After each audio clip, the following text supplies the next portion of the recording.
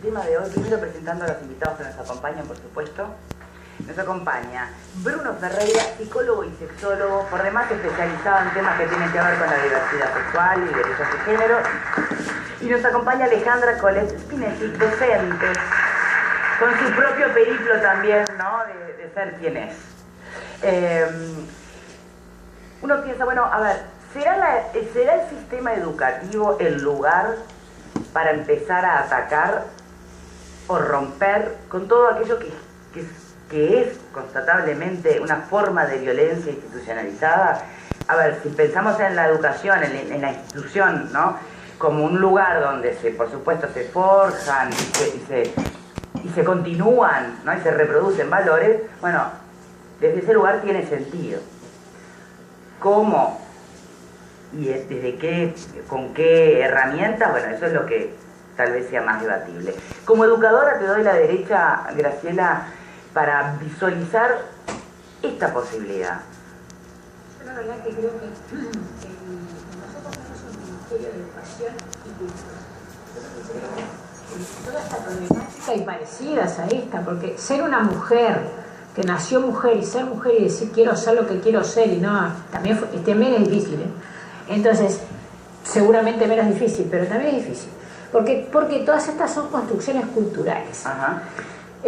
Los griegos hacían un culto a la homosexualidad, que no es este el caso, pero lo pongo como ejemplo. Es decir, era una cultura homosexual y a nadie... estas son construcciones culturales. Entonces yo lo que tengo un poco de resguardo, y sobre todo desde las instituciones educativas, que sin ningún lugar a duda tienen que cumplir una función en este sentido, pero morigerada por otro tipo de actividades y todo otro tipo de transformaciones que son de más largo aliento de pronto, pero son más esencialmente culturales que formales, porque vos ni por la ley ni por la educación formal le vas a imponer a una sociedad determinados principios. Bueno, pero a ver, a través de la educación no arranca para futuras generaciones una transformación cultural. Escúchame, sí, pero podemos arrancar ya de hecho arrancamos, y nos resulta absolutamente, a mí ni siquiera se me plantea el problema, solamente pienso, caramba, qué cosas habrá tenido que atravesar esta persona para allá. A mí realmente no me hace ningún ruido, cero estrés, dijeron una amiga. Pero las construcciones culturales no las podés imponer. Por eso yo incluso soy muy cuidadosa con el tema de las discriminaciones positivas. Porque pueden tener el efecto exactamente contrario. Entonces, obvio que la institución educativa va a ayudar, pero tenemos que tener una política cultural general que implica a todos, por eso existe una dirección de cultura en el ministerio, que nos permita ir trabajando en la sociedad de una manera mucho menos formal en el sentido amplio de la palabra. Bien, pero a ver, ¿qué es lo que realmente hace ruido acá? Hace ruido que, por ejemplo, entre las propuestas, una idea hablaba de que no haya uniformes para nena y para varón. Otra propuesta era que ya no se organizaran las actividades deportivas por femeninas o masculinas, que se revisara el programa de biología, ni que hablar que de educación sexual. Que nunca lo hacen ruido, sí. Me parece que en las instituciones educativas y la educación formal está bárbaro y es necesario que existan este tipo o sea, que este tipo de temas no sean tabú, que se trate, y estoy absolutamente de acuerdo con que no debería haber uniformes diferentes, que el uniforme fuera indistinto, todo eso, estoy totalmente de acuerdo. Pero ¿sabéis dónde empieza? Empieza mucho antes, y empieza en la casa. Pero empieza cuando shorts para todos, pantalones para todos, para todos. Claro, ¿por qué no? Sí, no sé, pregunto. A ver, son detalles. Yo te voy a decir una cosa. Pero bueno, en la escuela si lo pones a pensar, son muy elocuentes, mira, simbólicos. Victoria, en la escuela pública todos los niños van de túnica. Y la túnica es, para todos los niños hay túnica. Está bien, hay algunas túnicas que las nenas le ponen la túnica bordadita, lo que sea, pero qué sé yo, mi hija, por ejemplo, lleva la túnica esa prendida adelante, la misma que llevan los varones. Y en el colegio que fue mi hijo, que es un colegio privado, no tenían uniformes diferentes mujeres y varones. O sea, Turco lo sabe, siempre fueron de indumentaria deportiva. Vos tenés mujer y varón también y siempre fue de indumentaria deportiva, van al mismo instituto. Y me parece que está muy bien. Y lo mismo con el tema de los baños. O sea, yo considero que hay tabúes que hay que romperlos desde la casa, que tienen que empezar a romperse en la... O sea, de no, nena, este varón, bueno, hay nenas, hay varones, hay transexuales y no pasa nada. O sea, somos todos iguales y tenemos que tener todos los mismos derechos. Y me gusta vivir en un país donde, por ejemplo, a nivel formal, todas las personas tienen el mismo derecho, por ejemplo, a casarse con quien aman. Por eso estoy absolutamente de acuerdo con el matrimonio igualitario, porque me parece que iguala derechos. Las personas somos todas iguales y debemos tener los mismos derechos. ¿Cómo las dije? A ver. ¿Cómo las dije? No. Vengo de terminar entre el lunes y el miércoles, acaba de terminar hace media hora, un taller de diversidad en la Facultad de Derecho.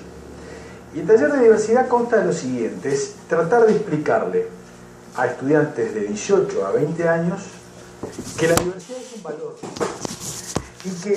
Y mira cómo se hace, es muy interesante para que la audiencia vea, es un juego que se le pone. Se le dice a los chicos, ustedes tienen un apartamento para alquilar, son 3, y tienen que pagar la renta y no les alcanza. Tienen que optar por un cuarto integrante. La nómina son los siguientes. Paso a decir. Un trabajador de la construcción de 40 años.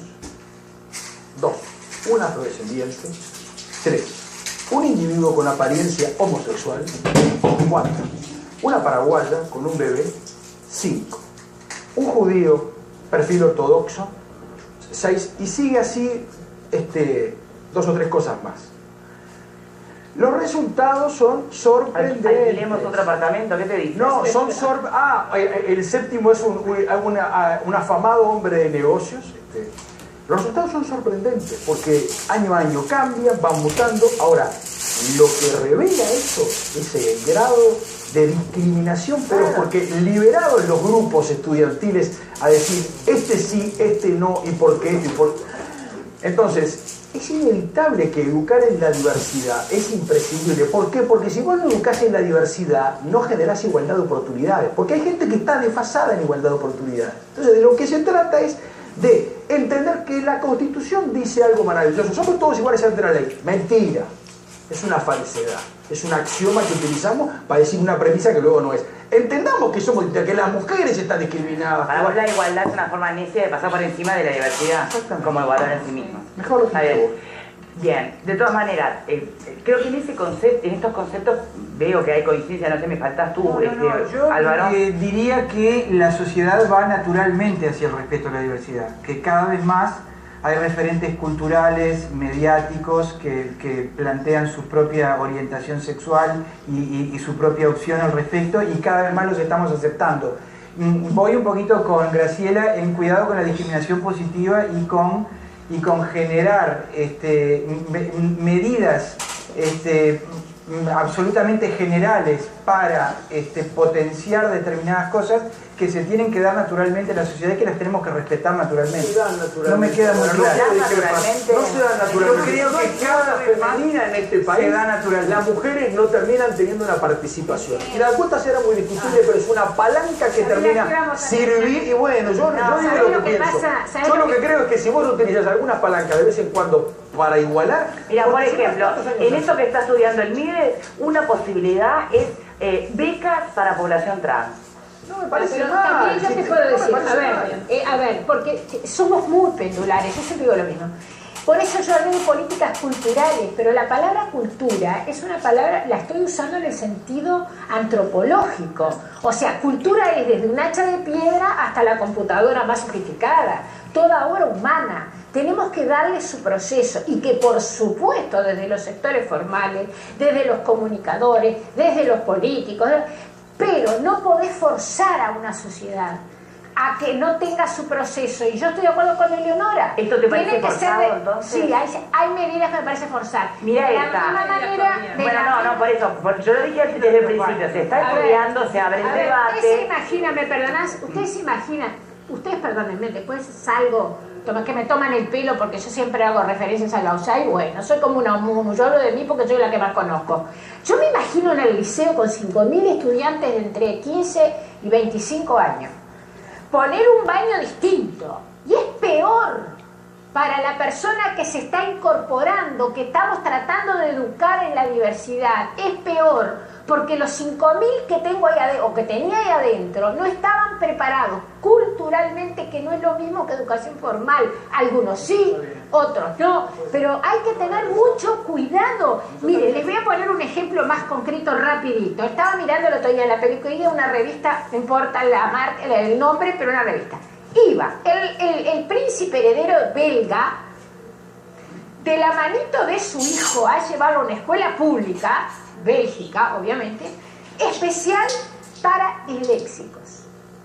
Y nosotros estamos con la historia de la integración al revés. Es decir, yo vuelvo siempre a lo mismo. Porque acá decimos, no, tenemos que integrarlo. Ahora, metés a un disléxico que está lleno el sistema educativo con gente que no está preparada. ¿Qué logra? Déjame terminar, Eleonora. Yo miraba, sí, es el mejor ejemplo, mirá. Te juro, yo veía al heredero belga llevar al hijo a la escuela especializada en disléxico y era el heredero de la corona, o sea, fue la foto que vi, porque es así. ¿Pero qué quiere decir? ¿Tendría que haber entonces un sistema educativo para atrás? No me hagan decir sexual, no. El día que yo quiera decir las cosas, me basta y me sobra para decirlas. Y voy a decir siempre lo que pienso. No estoy diciendo que tenemos que hacer distinto en el caso concreto del tema que nos trata hoy. Yo digo que los cambios culturales tienen que ser progresivos. Eso está bien, pero a veces lo tenés que empujar un poquito. Si no hubiera estado Martin Luther King para defender el derecho de los negros, los negros se están quejando en Estados Unidos. Anda a preguntarle a los negros qué derechos tienen en Estados Unidos. Pero han mejorado bastante de la era de 61. Porque tienen un de los Estados Unidos. sí, no es claro. poca cosa. ¿Y vos qué te crees? ¿Que eso no está pensado? Permítanme volver al foco para ser lo más concretos posible. Como docente, Alejandra, te lo pregunto a ti. Una de las ideas que circulaban en estas investigaciones era por qué no, por ejemplo, que los propios docentes, no sé si la palabra es confiesen, pero sean transparentes sobre su identidad y orientación sexual, de modo tal que en tanto docente, bueno, estoy reproduciendo lo que es lo debatible. Calma, chica, ajuste la dosis y la patillita, hoy están todos como locos. A ver. Eso que vos estás descansando. El punto me perdí. Claro. Una de las ideas era que los docentes, en tanto referentes para un chiquilín, para una chiquilina, para jovencito, así como viste, vos decís los referentes culturales que salen del closet y entonces colaboran de alguna manera a naturalizar, bueno, que lo mismo tendrían que hacer los docentes. ¿Qué opinás vos como docente? No, yo creo que no. Primero que cada uno tiene el derecho absoluto de comunicar su condición sexual o no. Es un derecho. Cada uno lo hace si quiere. Entonces, hacer pasar a cualquier persona por esa situación me parece absolutamente aberrante. Totalmente. Me parece que hay otras instancias en esto de... yo siempre hablo de dos palabras. Sí hablo mucho de integración. Yo siempre digo, primero hablemos de integrar, después hablamos de equidad, después hablamos de igualdad. Pero si las personas, las comunidades no están integradas a la sociedad, mentira que podemos hablar de igualdad. Mentira que podemos hablar de equidad. Porque siguen siendo desiguales. Primero integremos. Sí me parece importante que este tema de las personas trans, la inserción de las personas trans en la educación, esté sobre la mesa, porque es un tema que la Unión Trans del Uruguay, organización de la sociedad civil que yo presido, venimos hablando e insistiendo sobre este tema hace mucho tiempo. Casualidad, lo toman y se empieza a hablar en todos lados. Pero las organizaciones de la sociedad civil venimos hablando de esto hace muchísimo tiempo. Entonces yo pienso, estoy de acuerdo con Leonora que lo otro que yo hablo es de la naturalización, y la naturalización empieza en casa. Entonces, si en casa estamos mirando la tele y yo le digo a mi hijo o a mi hija, mira el negro lo que hace, y bueno, es negro, y bueno, es maricón, y obviamente que eso va a crear una aversión hacia él, hacia esa condición. Entonces, empecemos a naturalizar. Pero si te van a dar clases de educación sexual en la escuela y te hablan de como te problema presentan es que la al mundo educación sexual. únicamente desde la heteronorma. Exacto, ese es el problema. Hay varios problemas, que lo he hablado incluso con Diego Rossi. Uno de los problemas es quiénes son los referentes, mal usada esa palabra, no se debería usar, sexuales. ¿Qué es un referente sexual? Un A ver, perdón. referente, a ver, una persona es referente cuando aquellos que lo rodean naturalmente lo hacen referencia. Pero yo no me nombro referente. No hay soberbia más grande que nombrarme yo referente de algo. ¿Ah? Edipo en toda su amplitud. Entonces, decía que lo primero que creo es en la naturalización.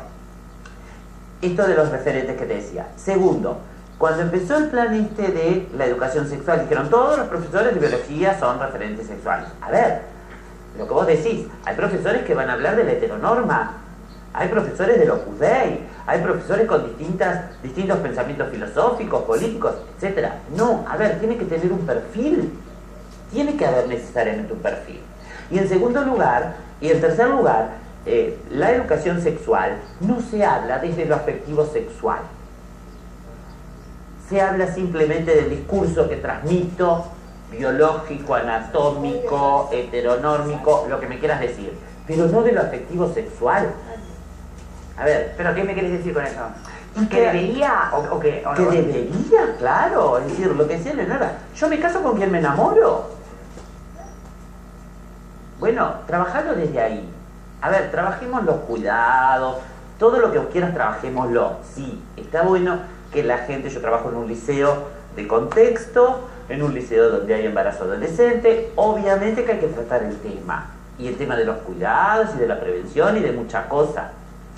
Pero también hay que trabajar desde los Bien, afectivo. pregunta para Bruno. ¿Cómo te parece que la mayoría de las mamás y los papás uruguayos respondemos cuando un nene, no sé, chiquito, que todavía no te sentaste, viste, a hablar de... Todavía no te sentaste a hablar de educación sexual, ¿no? ¿Qué es un gay? Bueno, antes que nada... Bueno, Algunos me parece que se ponen tan nerviosos que ya vengo, me dio el agua, ¿entendés? Y otros con total naturalidad, ese día pasan a explicar cómo es el mundo. ¿Cómo somos los uruguayos en eso? Antes que nada, bueno, buenas tardes a toda la audiencia, la teleaudiencia en este caso. Me gustaría empezar por algo que algunos psicólogos hablamos, ustedes lo han estado tratando acá desde diferentes ángulos. Obviamente que la legislación es importante, obviamente tiene que existir. Este país siempre ha sido muy famoso, muy avanzado por la legislación que ha tenido en las diferentes épocas. Es un llamémosle un pilar importante, pero ni remotamente suficiente. No, ¿A qué me refiero con esto? A mí me ha tocado, y recientemente me ha tocado, sobre todo, viajar por varios departamentos del país, una experiencia muy linda, digamos, dando talleres justamente sobre, bueno, género, violencia institucional, diversidad, desde secundaria también, desde consejos secundarios, en distintos lugares. Y una de las preguntas que yo siempre planteo, no importa, no solamente ahí, en cualquier lado donde esté dando un taller o un seminario, que me parece que también tenemos que hacernos aquí, es, ¿qué es para ustedes una persona transexual? Y alguien diría, bueno, pero ¿para qué hacer esta pregunta? ¿No es obvia? Bueno, si yo les dijera que no es para nada obvia, es decir, la mayoría de la gente no sabe lo que es. Es decir, hoy, 2014, no sabe lo que es. Es decir, se asocia básicamente la construcción de realidad que hay en relación a las personas trans, tiene que ver básicamente con las personas travestis en general. Sí. Y todo el mundo responde, bueno, sí, Que se viste de mujer y sale de noche con las plumas, que de día es abogado. o no necesariamente, pero digamos, no hay, digamos, una construcción de realidad muy clara sobre qué es ser trans. Y por eso un poco me gustaría hacer esta diferenciación, ¿no? Evidentemente, yo las personas que conozco, personas travestis en general, bueno, sí pueden tener mayormente modificaciones a nivel anatómico, estético, etcétera, o no, pero la mayoría, yo diría que prácticamente todas, ninguna de las que conozco, plantean como un conflicto suyo, digamos, el tema de decir, bueno, yo preciso o tengo una parte de mí que quiero cambiar. Algunas sí, pero otras no, ¿se entiende? Mientras que en algunas personas trans, no digo todas porque no se puede de ninguna manera generalizar. Yo ahora, por ejemplo, estuve atendiendo una paciente bastante joven de 16 años, un chico en realidad, y evidentemente cada caso es diferente. ¿Un chico que quiere ser chica Es o...? un chico trans, o sea, nació mujer, para que nos entendamos, o sea, lo correcto no es decir nació mujer, sería nació hembra de la especie humana, digamos, asignada. Eso es muy largo. Pero eso es muy largo. Nació biológicamente mujer, sí, porque si nos ponemos tan sensibles con cómo nombramos las cosas, tampoco avanzamos, ¿no? No es correcto decirlo, pero vamos a quedarnos con que nació mujer, como algo provisorio, digámoslo así. Y bueno, a través de los años, ya desde su temprana infancia, ella se sintió obviamente que estaba en el cuerpo equivocado. Hasta el día de hoy. Es decir, la persona trans realmente, quizás algunas no, pero evidentemente que digamos, la convicción es profunda de estar en un cuerpo que no es el que le pertenece. A ver si te entendí. El conflicto mayor que tiene en el área de la identidad sexual o de género el ser humano no es consigo mismo, sino que es desde la afuera. Por supuesto, porque ese conflicto es construido culturalmente. Es decir, si estuviéramos en una sociedad que no fuera homofóbica ni transfóbica, evidentemente que este chico adolescente que yo les comentaba, probablemente su conflicto mayor tenga que ver con la etapa evolutiva que está viviendo, algo que tiene que ver con la adolescencia y no específicamente con el ser gay, lesbiana, trans, ¿se entiende? Pero yo quería mencionar una cosa muy interesante que apareció, digamos, sin que lo explicitaran en varios de los comentarios de ustedes, que es el hecho de el tema de la construcción de lo que es lo normal, lo sano y lo patológico. Es decir, obviamente yo como psicólogo no me puedo descorrer totalmente, digamos, del universo de lo que sería la salud, si bien como desde otros lugares también me muevo. Los psicólogos no son normales. No, para nada. Entonces, ¿qué ocurre? Es decir, todo lo que es la construcción y discurso sobre lo trans, sobre lo normal y lo normal, es recién del siglo XIX, de la segunda mitad del siglo XIX. Es decir, que para atrás, un día, ¿qué pasa? Que no había trans, no había. Es decir, a ver si me explico. No había como figura psicopatológica. No existía el homosexual, no existía el trans, no existía la lesbiana como tal, ¿se entiende? Entonces, ¿qué ocurre? Es recién en la segunda mitad del siglo XIX, los estudios, Havelock Ellis, etcétera, ¿no? Que poco a poco se empieza a construir un edificio, digamos, de la patología.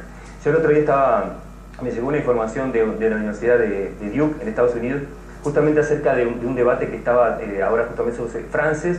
Frances es digamos, el ideólogo, el constructor del famoso DSM-4. Sí. ¿Qué es el DSM-4 para que la donde están todas las categorías, todas las patologías? Anestáltica, mental disorder, que sería algo así como, bueno, una especie de código, de manual que usamos los psicólogos y psiquiatras para intentar diagnosticar. Entonces él decía, el nuevo DSM-5, ¿y por qué traigo esto? Porque una de las luchas de las personas trans es la despatologización de los paneles psiquiátricos. Claro, porque uno diría, la legislación es importante, pero un poco, es decir, solo desde la legislación no lo podemos abordar. Es decir, nosotros no podemos obligar y entrar con la legislación en, no sé, en el universo del DSM-4 y decir, bueno, a ver, a partir de hoy tiene que cambiar todo. Es decir, o que el Vaticano entienda que no son enfermos. Es todo un proceso. Bien, tenemos que hacer la primera pausa, ¿saben? Me gustaría primero saludar a Matías, que sé que está del otro lado. Yo no sé cómo va a salir esto. Y Matías, ahí está. ¿Me escuchas bien? Sí, claro. Vale, bueno, muchas gracias por venir hoy acá al programa. En el próximo bloque, obviamente, hay muchas preguntas para hacerte.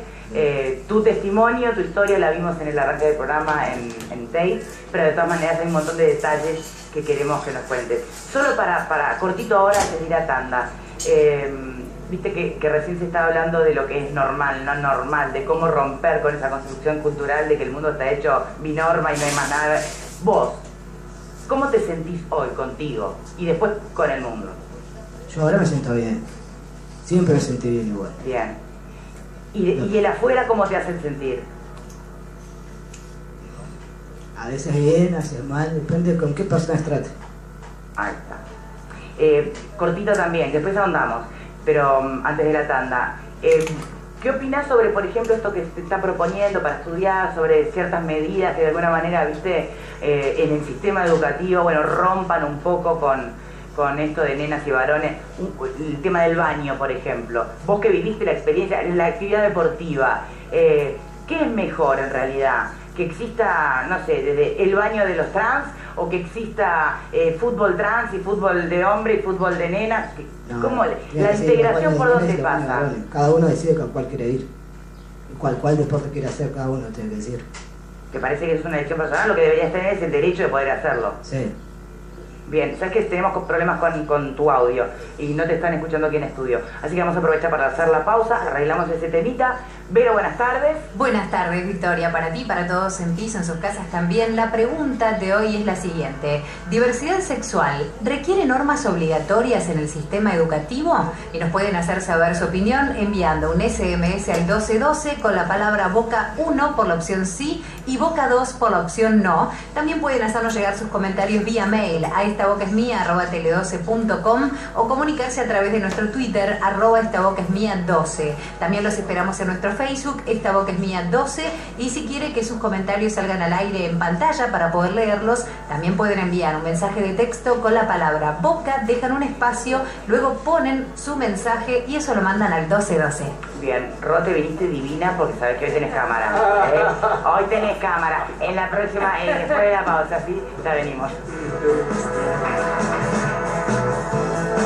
Las amapolas